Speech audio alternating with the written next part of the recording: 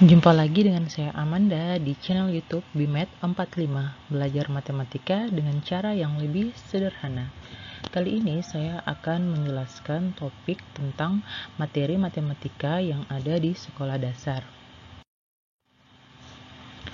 Pada video kali ini saya akan membawakan materi operasi pada bilangan cacah, yaitu operasi penjumlahan. Nah, kalian mungkin sudah sangat familiar dengan operasi penjumlahan ini. Bahkan ada yang bisa dibilang sudah bisa melakukan penjumlahan di luar kepala. Tapi sebenarnya apakah kalian paham dengan makna dari penjumlahan bilangan? Jadi yang akan saya bicarakan di sini adalah penjumlahan dalam konteks bilangan cacah. Untuk menjelaskan pengertian penjumlahan ini, kita akan melihat dari dua model. Yang pertama itu adalah model himpunan, dan yang kedua adalah model pengukuran. Pada model himpunan ini, untuk menentukan misalnya 2 tambah 3, kita akan menggunakan dua himpunan yang saling lepas. Ingat ya, himpunan yang saling lepas itu artinya dua himpunan yang tidak memiliki anggota yang sama, atau dengan kata lain tidak mempunyai irisan. Di sini kita misalkan himpunan A dan himpunan B. Dengan himpunan A memiliki 2 anggota dan himpunan B memiliki 3 anggota. Sementara untuk model pengukuran, kita akan menentukan 2 tambah 3 dengan menggunakan garis bilangan, di mana di sini kita menggunakan 2 tanda panah pada garis bilangan yang masing-masing menunjukkan posisi 2 dan 3 dari titik 0. Oke, kita akan melihat dari model himpunan dulu ya. Di sini saya memberikan contoh dalam bentuk gambar diagram. Kita melihat himpunan A, anggotanya itu adalah persegi, lingkaran, dan segitiga. Sementara himpunan B, anggotanya adalah belah ketupat dan persegi panjang. Ketika kita gabung, anggotanya itu semuanya akan bersatu dalam himpunan yang disebut A gabung B. Kita bisa mengingat kembali pada pada video sebelumnya, yaitu NA itu menyatakan jumlah banyak anggota dari A. Di sini adalah 3. Sementara NB sama dengan 2. Untuk NA gabung B itu kita menghitung jumlah anggotanya setelah A dan B itu digabungkan. Itu sama dengan 5. Jadi pada model himpunan ini, penjumlahan dapat dilihat sebagai mengkombinasikan dua buah himpunan dalam konteks gabungan, kemudian menghitung banyaknya anggota dari hasil gabungan tersebut. Bilangan A tambah B, atau yang biasa kalian baca A tambah B, disebut jumlah dari A dan B. A dan B sendiri itu dalam matematika disebut sebagai adens atau penjumlahan. Kita akan melihat contohnya. Jadi kita akan menggunakan model himpunan untuk menghitung 3 tambah 5. Di sini kita mulai dengan dua himpunan yang masing-masing memiliki anggota 3 dan anggota 5. Himpunan A, anggotanya itu adalah jeruk, mangga, dan pepaya. Sementara himpunan B, anggotanya adalah apel, rambutan, anggur, nanas, dan alpukat. Di sini kita dapat melihat kalau NA itu sama dengan 3, sementara NB sama dengan 5. Ketika kita menggabungkan untuk menentukan hasil 3 tambah 5, kita tinggal menggabungkan semua anggota yang ada di himpunan A dengan yang ada di anggota himpunan B. Di sini kita mendapatkan anggota dari himpunan A gabung B menjadi jeruk, mangga, pepaya, apel, rambutan, anggur, nanas, dan alpukat. Yang mana kalau kita hitung, itu jumlahnya semua sama dengan 8. Selanjutnya kita akan melihat model pengukuran. Jadi pada model ini penjumlahan dapat kita lihat pada garis bilangan. Untuk mengingat kembali, garis bilangan cacah itu digambarkan dengan sebuah tanda panah dimulai dari angka 0 dan mengarah ke kanan yang menunjukkan himpunan bilangan cacah tidak memiliki akhir. Dan setiap bilangan itu ditunjukkan dengan titik yang berjarak sama. Ingat ya, berjarak sama. Ada kesalahan yang sering dilakukan oleh siswa ataupun guru yang kalau menggambarkan garis bilangan itu setiap titiknya tidak memiliki jarak yang sama. Jadi itu adalah hal yang keliru ya. Jadi seharusnya jarak dari setiap titik pada garis bilangan itu harus sama. Selanjutnya, setiap titik diberi label dengan bilangan cacah, yaitu dimulai dari 0, 1, 2, 3, dan seterusnya. Besar dari setiap bilangan itu ditunjukkan dengan jarak dari titik 0. Jadi misalnya untuk bilangan 3, kita akan membuat tanda panah yang berpangkal dari titik 0 ke dan berujung di titik 3. Kita lihat contohnya ya. Kita akan melakukan model pengukuran untuk menghitung 3 tambah 5. Jadi awalnya kita punya dulu garis bilangan cacahnya. Setelah itu kita buat panah yang mulai dari 0 sampai ke titik 3 yang menunjukkan angka 3. Selanjutnya kita buat lagi panah kedua dari titik 0 sampai titik 5 yang menunjukkan bilangan 5. Lalu ketika menjumlahkan, pangkal dari bilangan 5 ini kita simpan di ujung dari panah untuk bilangan 3. Ya. Nah, setelah itu kita tinggal menghitung hasil penggabungan ini dari 0. Dia akan berhenti di bilangan 8. Itu menunjukkan kalau jumlah dari 3 tambah 5 itu adalah 8. Setelah kita memahami bagaimana pengertian penjumlahan, baik dari model himpunan maupun model pengukuran, kita akan melihat bagaimana sifat-sifat yang ada pada operasi penjumlahan. Jadi di sini kita akan membahas 4 sifat utama dari operasi penjumlahan. Yang pertama itu adalah sifat tertutup. Sifat tertutup ini maksudnya setiap hasil penjumlahan dari bilangan cacah merupakan bilangan cacah. Yang kedua sifat komutatif atau pertukaran. Bunyinya itu kalau bilangan A tambah B itu sama saja dengan bilangan B tambah A.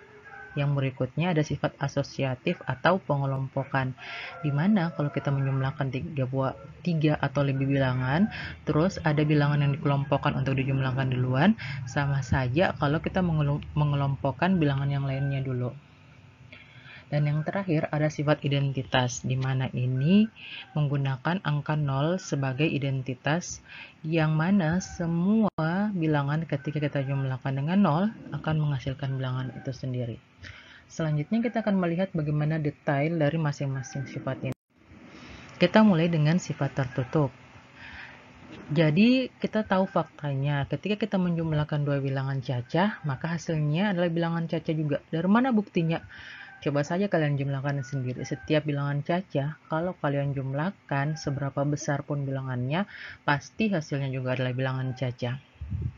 Jadi yang dimaksud dengan sifat tertutup itu, jika dua bilangan berjenis sama dioperasikan dan hasilnya adalah jenis bilangan yang sama, maka dikatakan sistem bilangan tertutup di bawah operasi tersebut.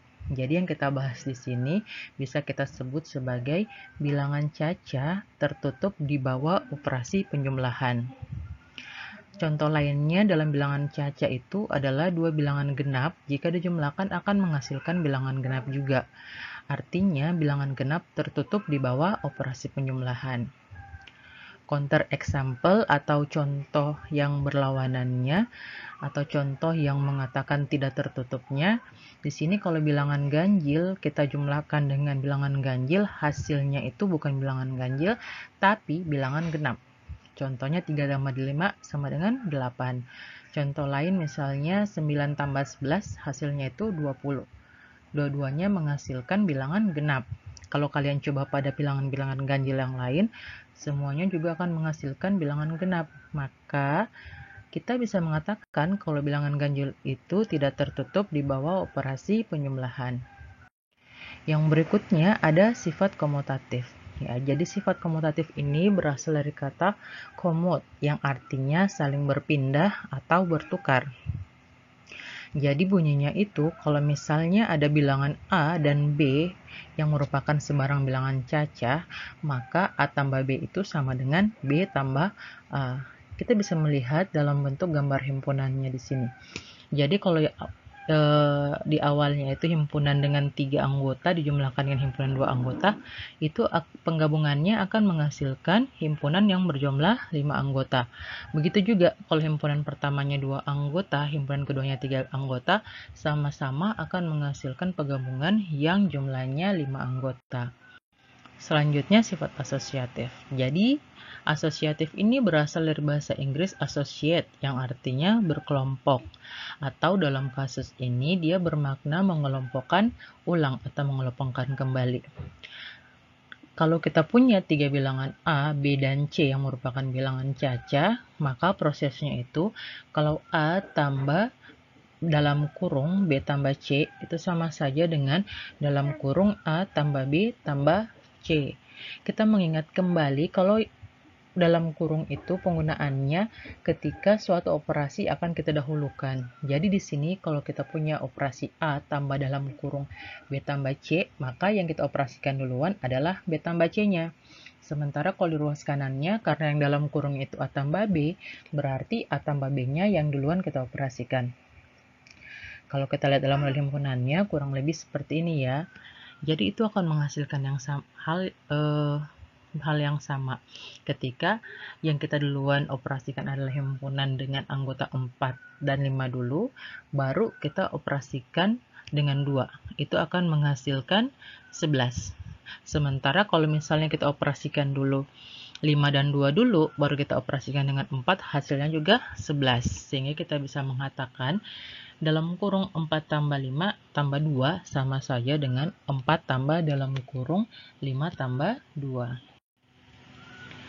Nah, kita bisa melihat ini contohnya itu dari contoh yang sering terjadi pada anak sekolah dasar ya. Jadi kalau misalnya kita meminta anak sekolah dasar untuk menjumlahkan 6 dan 3, dalam hal ini mereka sudah mengetahui tentang adanya sifat penjumlahan atau sudah diajarkan sama gurunya.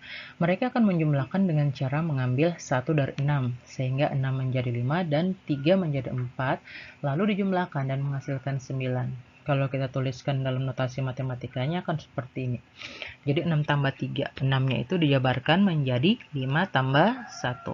Setelah itu digunakan sifat asosiatif menjadi 5 tambah dalam kurung 1 tambah 3 sehingga sama dengan 5 tambah 4 atau sama dengan 9. Jadi di sini kenapa harus 5? Kalau kita mengingat kembali masa-masa SD kita belajar menghitung itu dengan menggunakan jari. Jadi jari tangannya masing-masing, tangan kanan punya 5 jari dan tangan kiri punya 5 jari. Jadi anak-anak itu kalau mereka menghitung, mereka selalu mengingat penjumlahan dengan 5. Jadi misalnya 6 itu dari mana? 6 asalnya dari jari tangan kanannya 5 tambah jari tangan kirinya 1. Dari mana 9? 9 asalnya dari jari tangan kanan yang 5 ditambahkan jari tangan kiri yang 4. Oke, selanjutnya kita beralih ke sifat yang terakhir yaitu sifat identitas. Di sini sifat identitas itu berasal dari kalau kita menjumlahkan bilangan cacah dengan satu bilangan khusus yang mana bilangan itu adalah 0, itu akan menghasilkan bilangan itu sendiri ya. Kalau kita lihat dalam model himpunannya, kalau himpunan A digabung himpunan kosong itu akan sama dengan himpunan A, atau kalau jumlah anggota himpunan A ditambah 0 itu akan menghasilkan jumlah anggota yang sama, tidak berubah. Nah, bunyinya itu terdapat tepat satu atau unik atau hanya satu saja bilangan cacah yang diberi simbol 0. Sedemikian sehingga untuk setiap bilangan cacah A akan berlaku A ditambah 0 itu akan sama dengan A atau sama dengan 0 tambah A. Karena sifat ini, 0 itu disebut sebagai identitas penjumlahan.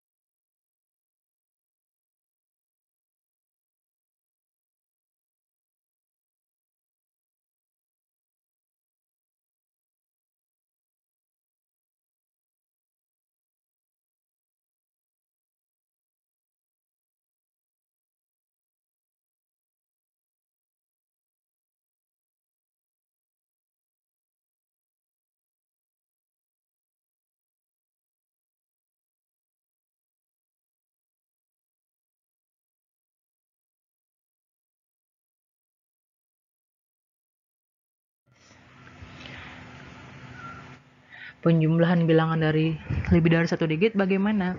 Ketika anak-anak belajar tentang penjumlahan bilangan lebih dari satu digit, kita akan mudah ketika menggambarkan simbol yang berbeda dalam himpunan itu untuk masing-masing digit bilangannya. Jadi misalnya di gambar ini, satuan itu digambarkan dengan lingkaran kecil, puluhan digambarkan dengan garis miring, dan ratusan digambarkan dengan persegi, ya.